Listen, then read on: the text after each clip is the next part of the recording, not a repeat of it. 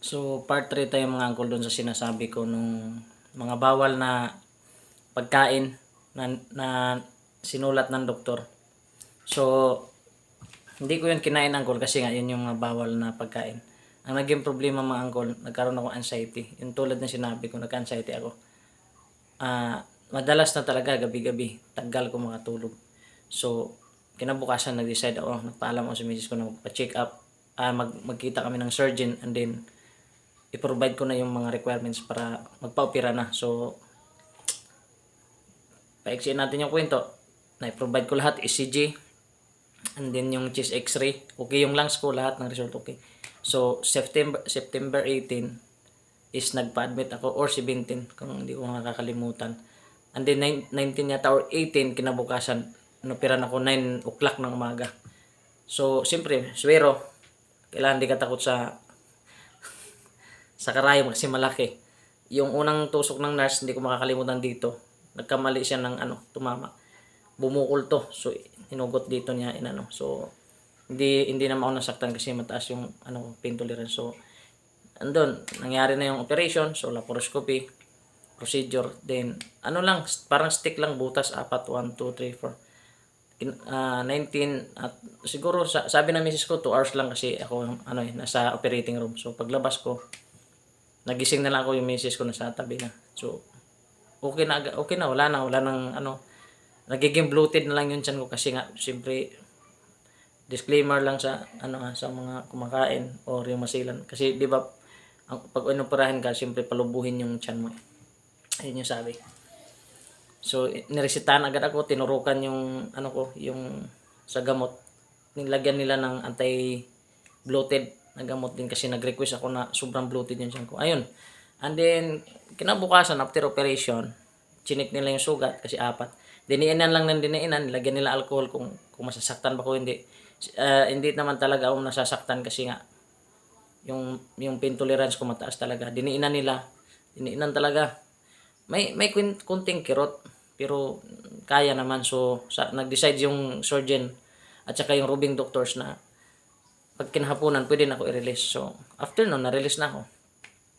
So, ang tanong kung paano, yung tinanggal. So, ang tinanggal ang mga angle, yung mismong abdo, nandoon yung bato. So, laser yun. Tinanggal, nilagay nila sa malit na gay. Pakita naman sa'yo after operation, kinabukasan, kapag okay ka na, nakarecover ka na, ibibigay sa'yo yun, ipapakita nila. So, ano yung magiging buhay mo pag wala na yun? So, simpleng buhay pa rin. So, normal lang. Ang kaibahan lang, siyempre, kung ano yung nakasanayan mong lamon ng lamon, hindi na pwede. Lalo na kung matitigas yung pagkain, siyempre. Pero, pwede mong kainin yan, pero hindi lagi. Pero, mas maganda yung iwasan. So, kahit man meron ka o wala ng abdo, mas mainam, iwasan mo yung mga pagkain na bawal, lalo na yung lubog sa mantika, kasi doon nga nag-start yun. So, ako kasi, iniwasan ko na talaga after nun. Tsaka number 1 kong iniwasan, uncle, is yung pagsisigarilyo. Yun pala magkukos din ng acid reflux and then yung pag-iinom ng alak. So, lahat yun, binura ko talaga yun. Hindi ko na binalikan yung ganun. Siguro, uminom ako yung chill lang na inom. Hindi katulad dati na halos every Sunday, ganyan, chill lagi, ganyan. So, ngayon, hindi na. Minsan nga, halos isang buwan, wala nga akong inom. So, yung sigarilyo, automatic iniwan ko yun. Hindi ako naniwala yung unti-unti kasi mas hindi.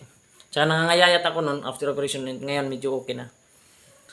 Kasi nga mga healthy foods na yung kinain ko. So, dahil yung misis ko napakahilig sa gulay. So, yun yung kinakain namin. Tsaka isda. Bihira na lang karne. So, yun mga uncle. Yun yung naging journey ko doon sa Galston. Kaya habang maaga kayo, iwasan yung kumain ng mga hindi magandang pagkain. Lalo sa gabi. Mas mainam mga uncle sa gabi. Kunting rice and then yung gulay ba kung mayroon or isda, wag yung karne. Kung may karne man, laman, pwede na yun. Wag yung may taba. Tsaka yung lubog sa mantika. Alam nyo naman yung mga lubog sa mantika, yung mga fast food, ganyan. So yun yung Hindi naman siya totally bawal. Pero doon siya nagkukos. Dahil yung kain ka ng kain, yung paspasang kain. Nguyain mo ng maigi bago mo lunukin. Tapos, yun nga ang sabi, uminom ka ng tubig mga ilang minutes bago ka kumain. Kasi para hindi lulutang yung mga kinain mo. So, yun lang mga anggol. Iwasan niyo yung mga pagkain na hindi kaya-aya sa ano niyo, katawan niyo. Yung mga mas madamihan niyo gulay, yung mataas yung fiber, yun yung pinaka-importante sabi ng doktor. So mabilis lang yung recovery ko sa ano uncle kasi nga ang kinakain ko is gulay. Halos gulay everyday, gulay. Nung naoperan ako, hindi nawawala yung gulay, laging alugbati, lahat ng gulay mga uncle kinain ko tapos isda.